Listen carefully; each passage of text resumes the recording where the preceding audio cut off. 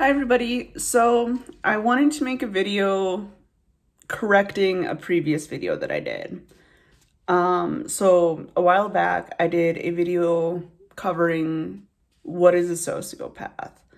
And there were a few things that I did get wrong, that I kind of mixed up with a psychopath.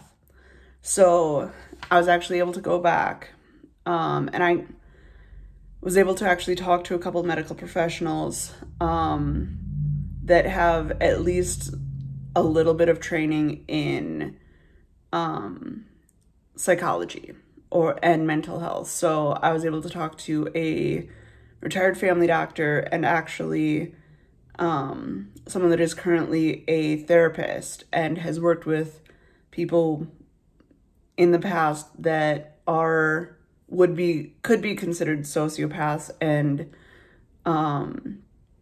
could be considered psychopaths. So they had some very good information for me. So probably the biggest thing that I really want to preface with all of this is sociopaths have a personality disorder. This is just how they are all of the time. Whereas psychopaths, they have a mental disorder. They have a psychological disorder. So sociopaths, like I said, are pretty much showing these characteristics to some extent all the time. Now it may be not as noticeable, maybe if they're going through treatment or something, or it might just not be noticeable in general to somebody that isn't necessarily looking for it. Whereas a psychopath, the way that I had it explained to me was a psychopath would look just like anybody else in a room. They act completely normal. They don't really have anything abnormal about them. They know the difference between right and wrong. They act like your everyday person. The thing with psychopaths is they're like that for the most part day to day. It is when they have a psychotic episode when those traits come out. And I'll talk about kind of the traits and kind of trigger warnings, I guess, of a psychopath and a sociopath in just a minute. But something else that I learned was there's a lot of traits and kind of, I use this term loosely, symptoms of being a psychopath and a sociopath that are very similar. So it's not uncommon that they get confused and kind of mixed up and people use them interchangeably. It is just the fact that, like I said, sociopaths have a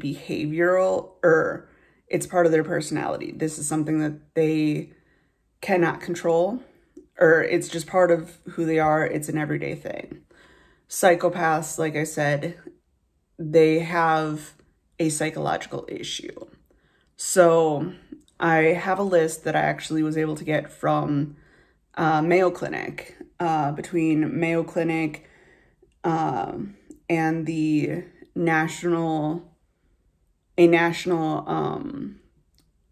board of psychiatrists. I was able to look into it a little bit. And so I'm going to start with sociopaths. So sociopaths, some of their kind of key traits are they're manipulative, there's a lack of concern, regret, or remorse for others' distress, behave irresponsibly and show disregard for social behaviors, difficulty sustaining long-term relationships, unable to control anger, lack of guilt and or not learning from their mistakes. They blame others for problems, repeatedly break the law, impulsivity or failure to plan, and reckless disregard for safety to themselves and others. That's sociopaths. And probably that, like I said, the biggest thing is that's a personality disorder. So now I'm gonna read the list of psychopaths. This is the one where it's a psychological disorder. So psychopaths have superficial charm, high intelligence, poor judgment, failure to learn from experiences, pathological egocentricity, so they're very like self-centered, have a really big ego, incapacity for love, lack of remorse or shame, impulsivity, a grandiose sense of self-worth, pathological lying, manipulative behavior, and poor self-control. Now, a lot of those are very similar to each other between both psychopaths and sociopaths. But the biggest thing is psychopaths only really experience those when they're having those psychotic episodes. So a couple like key people remember them in media, kind of people that show some element of being a psychopath would be Norman Bates in Psycho. There's elements of it. And then Jack from The Shining. There's elements of it. He has, like Jack from The Shining, he has some level of a psychotic break and starts showing like that impulsivity and lack of remorse and failure to learn, poor judgment, that sort of thing. Whereas a sociopath in popular media would be like Hannibal Lecter in Silence of the Lambs. There's elements of being a sociopath there. And if anybody has seen James Cameron's Avatar, the first one, the Colonel with the scars on his face that look kind of like he got scratched by a big cat, that guy, he is a very, very good portrayal of somebody that is a sociopath. He knows right from wrong, but he disregards right from wrong because it benefits him. So when he orders the attack in the movie, the attack on Home Tree, he knows what he's doing is wrong, but he feels absolutely no remorse for it. And so he's just going to do it anyway. He's going to make those orders for them to bomb Home Tree. So that's a very good depiction of somebody that is a sociopath. They know right from wrong, but when it benefits them or benefits what they believe in, they'll completely disregard it. So that kind of actually is a very good indicator, a very good way to explain it is, because some people think, oh, psychopaths don't know right from wrong, where sociopaths do. They both know right from wrong. Sociopaths will disregard right from wrong when it benefits them. Like I said in the movie, that's a very good portrayal of somebody that is a sociopath or has sociopathic tendencies. Whereas a psychopath, in their everyday life, they know right from wrong. But if they have a psychotic breakdown or are having a psychotic episode, that is when their understanding of right from wrong goes completely out the window.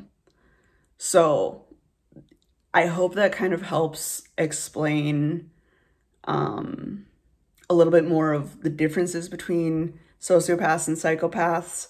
And like I said, a lot of my information is coming from former doctors, a former doctor, I should say, actually my personal therapist, and he allowed me to use him as a reference for this project, for this video, and looking at places online like Mayo Clinic and the National Institute of Mental Health and places like that. Places where psychiatrists and psychologists and people that work in neurology have come together to give the best information possible. So if anybody has any questions on anything, let me know. And if you want me to talk about any other mental health issues, feel free to leave them in the comments. I am totally willing to look into them more and make a short video about them.